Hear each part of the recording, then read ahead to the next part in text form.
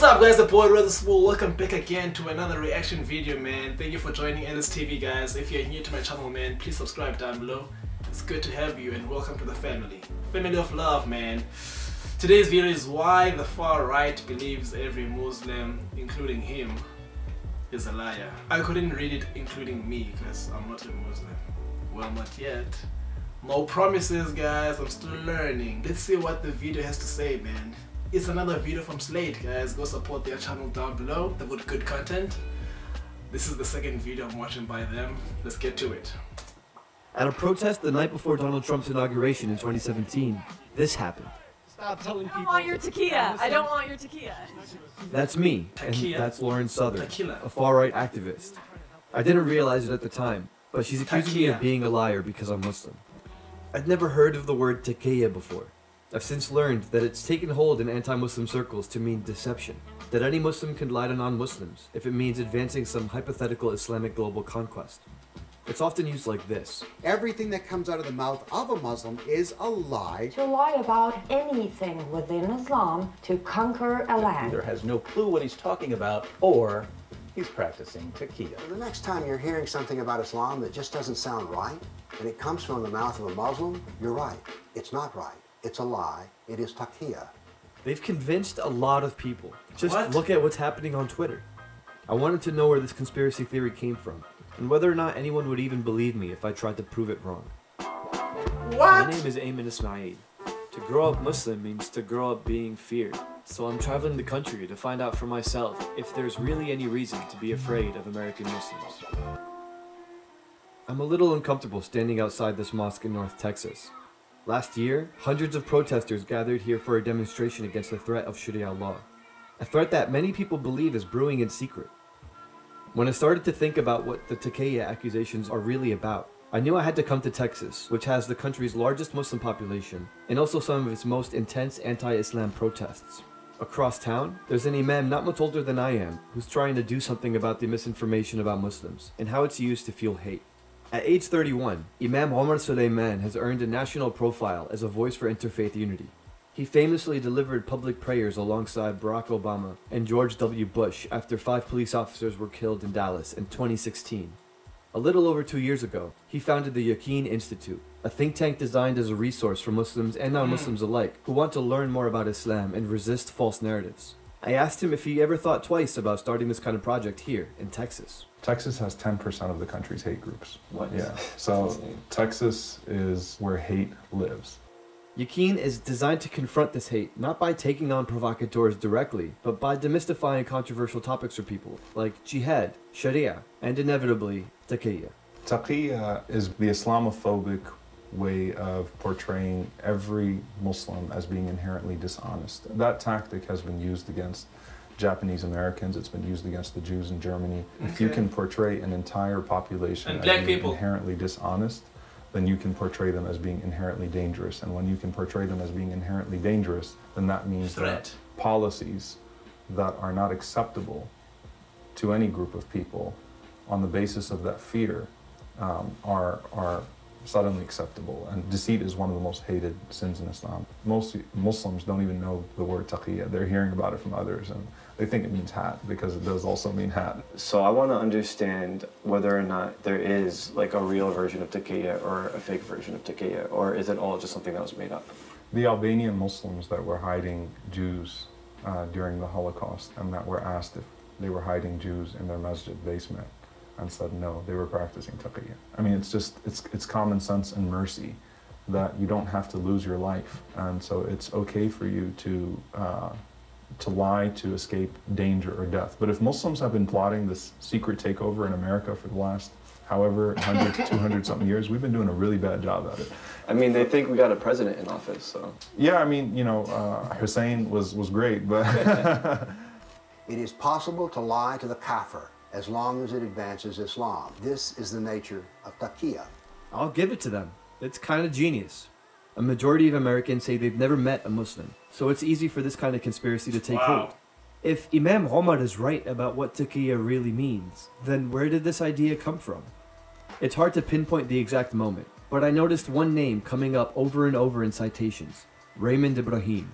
Raymond is an author and speaker who describes himself as a specialist on Islam. Look up some of Raymond Ibrahim's work. He's an expert on Takeya. He believes the use of Takeya is more widespread among modern Muslims than Imam Omar describes. To help me understand why, I've reached out to Raymond. He agreed to talk to me via Skype.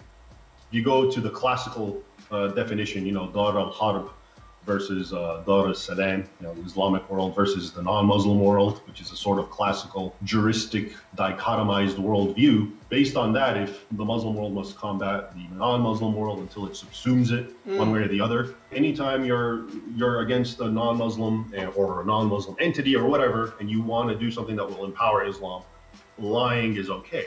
We had a fairly nuanced conversation about Takeya and similar concepts within Islam, though many scholars would push back on some of his claims. Takeya is, as we pointed out, at its heart about protecting yourself.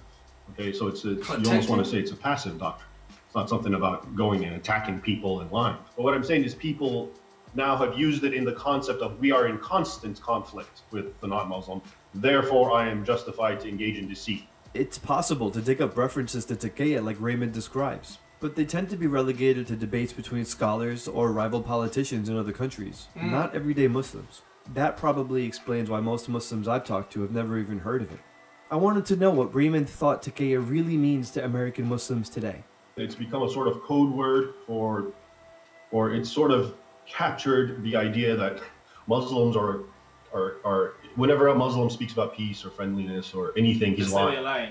The truth is, some are, okay, so it is being practiced. But I also think that some Muslims who, like yourself, do interpret it their own way, understand it their own way, are not lying and are not doing that. And it's sort of a messy situation because every individual case could be different. And I know there's a lot of Americans who say, no, because that's the law, then they all do it. And if they're not, then they're doing Takeya. So I know that's not the case. That's been my experience so far with Takeya. So that's kind of relieving because a lot of the times they will cite your work. And that's the problem, and this is what I was saying. A lot of people just think, okay, so let's say we can agree that Islam teaches Takeya. Fine, okay?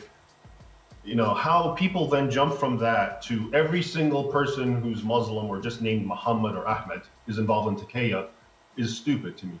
Raymond really surprised me here. This doesn't sound like a man who believes in a secret Muslim caliphate waiting to take over America. If even the guy who supposedly supports your conspiracy theory is saying his work is taken out of context, maybe that's a sign.